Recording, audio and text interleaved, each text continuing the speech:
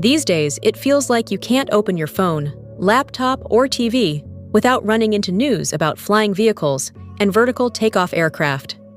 VTOLs are everywhere in the headlines, and they're always described as the thing that's about to change our lives really soon. But let's be honest, we've been hearing that for years now, and the future still feels stuck on pause. There are plenty of reasons for that, from technical problems and high costs to rules and certifications. But one big issue people don't talk about enough is a simple question. Where are these things supposed to take off and land? Think about it for a second. Building amazing flying machines is one thing, but if you don't have a place to operate them from, what's the point? Using regular airports kind of defeats the whole idea. Building brand new facilities on land could take forever and cost a fortune.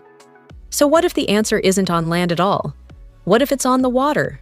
Rivers, lakes, and seas are everywhere, and they're basically wide open spaces just waiting to be used.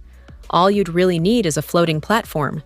That's exactly the idea coming from AutoFlight, a Chinese-German company that's already behind several VTOL designs. Instead of another futuristic building on land, they're proposing something totally different, a floating, water-based vertiport. Imagine a special ship that can be placed on almost any body of water and used as a landing and takeoff pad for flying vehicles.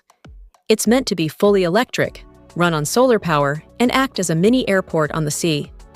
From what they've shown, this floating vertiport is equipped with multiple landing pads big enough for their upcoming aircraft, including the 6-seat passenger model called Prosperity and the heavy-lifting cargo aircraft known as Carry-All. It also includes energy storage systems to charge the aircraft, plus a cabin that works like a small departure lounge.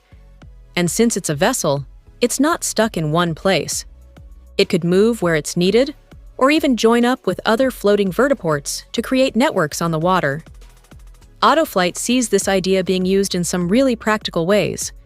For offshore energy platforms, for example, they say this could massively improve how workers and spare parts are transported. For emergency rescue, having aircraft ready to launch directly from the sea could cut response times dramatically. For daily commuting near coastlines, it could turn long trips into short flights without touching existing roads or rail systems. And for tourism, well, flying from the water to the sky and back again sounds like the kind of experience people would line up for. They've already put this concept to the test in real life. Recently at Dianshan Lake in Kunshan, they demonstrated the system with the Carry-All aircraft taking off and landing on the floating platform. The test included multiple aircraft flying together and even dropping supplies and life rafts, which gives you an idea of how serious this is getting.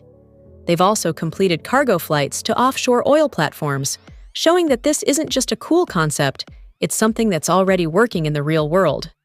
Now, we still don't have a timeline for when these floating vertiports will become common, or when you and I might actually use one. But unlike a lot of VTOL news that feels more like science fiction, this one feels surprisingly real. Step by step, it looks like this future is slowly lifting off, and this time, it might actually be happening on the water first.